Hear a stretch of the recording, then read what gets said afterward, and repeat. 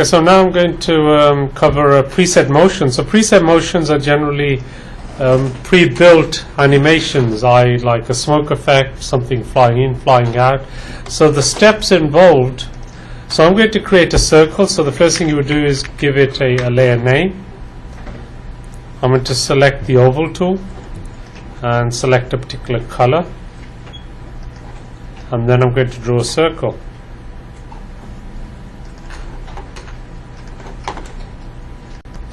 So once I've created the circle, I need to go back to the selection tool, select this. So remember, the selection tool allows you to move objects around. I'm now going to convert this to a symbol. Now if we look in the library, nothing is here. The library will basically give us a list of all the symbols. So to create a symbol, we need to right click, convert to symbol. And now we need to give it a name. So I'm just going to call it circle 1. The type is a movie clip because it's going to animate. The registration point, I'm going to leave it in the center. Then I'm going to click OK. Okay, now you will see that this is a symbol by a blue box around this object.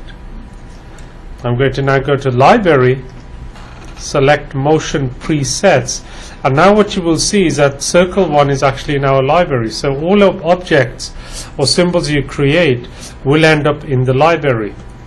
Now if we click on Motion Presets, then Default Presets, I'm going to select maybe a Bounce in 3D, and it'll give you different options, and you could do a quick preview of the types of motions available.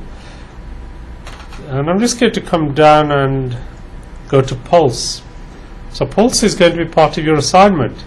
So I'm going to click on Pulse, then click Apply. And now you will see on the timeline that this particular animation has been applied to this object. Now if we play this, there's our pulse. So for your assignment, you would have this object that would be somewhere in the middle, and then you would have another circle, and I'll just call it circle 2, and I'll give it a different color, blue. I'm going to draw it right there. I'm now going to convert this to a symbol, and I'll say circle 2. And now I'm going to create a tween. So currently I have this object that's just sitting there right till the 24th frame. I want to go to the 24th frame, and I'm just going to slide this across. And nothing happens there right now because I have not created a motion tween. So on the last frame I need to go there and create motion tween. Click on motion tween, and that particular layer will turn to blue, showing me that I can apply some kind of motion tween. Now I need to go to the last frame because I want this circle to be somewhere down here when it reaches the 24th frame. So on the first frame I want it there. On the 24th frame I want it to be across, so I'm just going to use the arrow keys to move across. And you can move this up, and I can go to the first frame and align it so it's on a straight line. And now what I would do is I'll actually just pull this down. And now if we play this,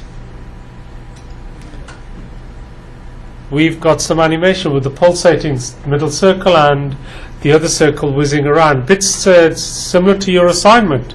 So I virtually created your assignment for you there. But the main thing to remember is if there's any presets moving down, say if you want a smoke effect. So if I had a layer maybe with fire, and I'll just create a square.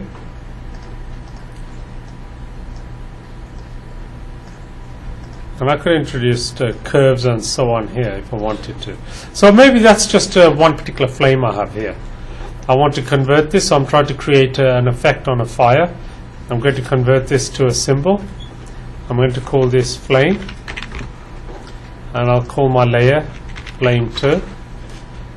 I'm going to select the flame, go to my library, there's my flame, then go to motion presets. Then I can go down and see if there's anything for a smoke. Okay, there. So I'm going to just click on that and see how it looks. So if that was kind of grey, you know, then it may be perfect for a smoke effect on a fire. So you don't need to create